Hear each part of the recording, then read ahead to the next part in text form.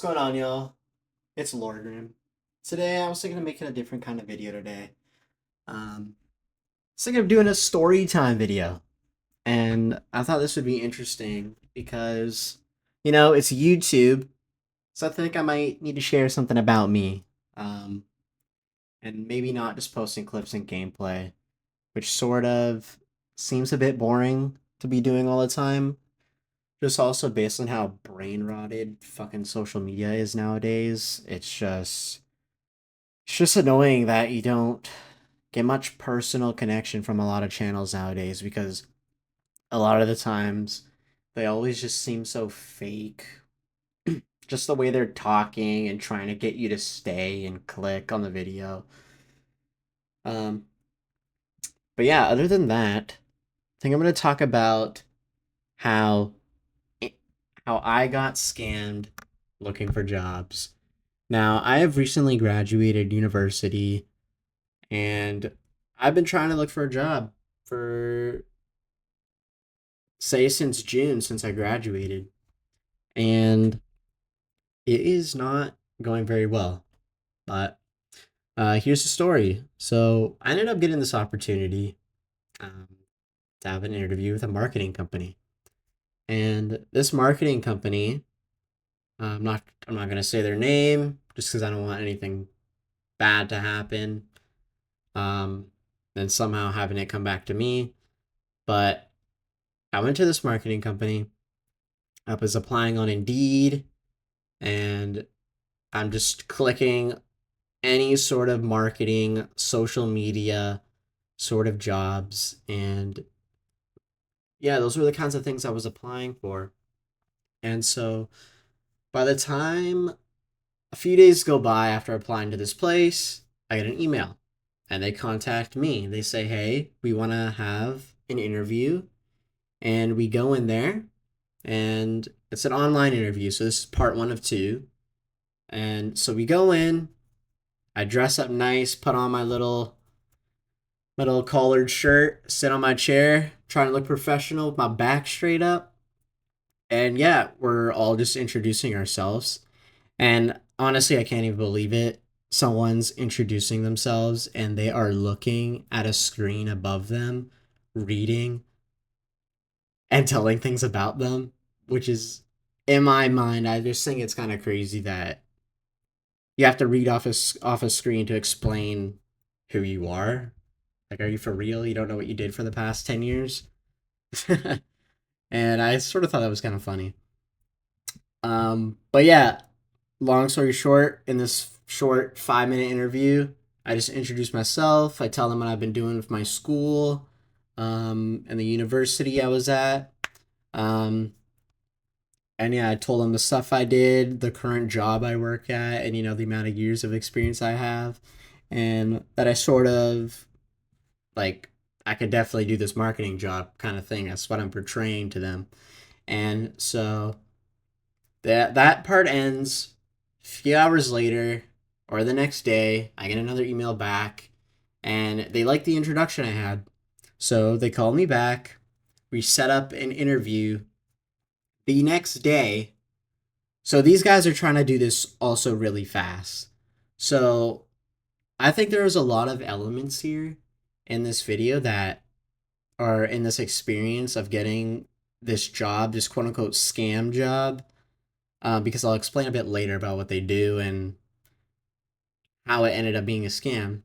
So, but slowly you might realize that there are some things that are a bit suspicious in this job. So, and one of them I think is how fast that they were trying to push it. Like, I get you're hiring immediately, but you want an interview after a day after a day. I don't even get time to look up your company and figure out your goals and whatever, all this stuff. Like, I don't have time to research the company basically. And so I end up looking for this place. Um, I find the office, and I go up. It's one of those buildings where you open the door and there's stairs just right there. So I go up, and I haven't been to many offices in my life, but this place was not an office. It was completely empty. There were two basic office chairs, like waiting chairs. There were three conference rooms with a TV in each of them, and not a single computer in this room. And then there was one of those like gray beer pong tables that had a product on it, and that was the next thing this company was trying to sell. And so basically, another guy shows up. He's there for an interview as well. He's going in right after me. And this company's doing this really fast. They're trying to get this process done. And so I go in for my interview, my portion, and I'm saying all the good stuff. I'm totally nailing the interview 100%, telling him all this social media stuff I could do, my schooling, which was sort of connected to some social media tasks, data analytics, and other things like that. And so, and also telling about my previous job and all my experience in like the service industry and whatnot. And he likes it. He likes it. He thinks it's good. And but one red flag here is this guy was trying to riz up how much money I was going to be making. And he got from 1200 bi-weekly, and after a year of working up until becoming a marketing manager, which is the job that we're supposed to be training for, up to making 170K. And now he was writing all this stuff, I think, to basically persuade me into getting into this position. Later on, I'll get into the end of the story, but yeah.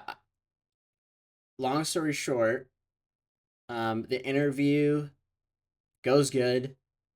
I have to wait another day for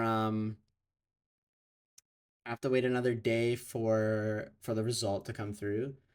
Seeing if I got the job, and I landed the job. And I have not had a chance or much time to research this company whatsoever. So later, I ex- well, I accept the interview. I get a call from the HR. I accept it, and now it is time to make a decision whether I quit my job and go to this one. And so later that night, I'm working my job. The end of the night comes. I am basically about to tell my manager that I'm going to quit. And so I'm having a talk with them, and my mom's texting me at the same time, telling me that she's researched some dirt on this company. And apparently, this company ended up being a marketing company that is one of those groups that tries to get you on a credit card, and they're using, say, some shady tactics to basically almost targeting like elderly people. And then all these elderly people are going to end up having to pay this yearly cost at the end of the year because of this credit card. And the store that this credit card's attached to, you're not going to get any value from this place. You're going to get zero value throughout the whole year. I'm telling you. Um it is not a good company.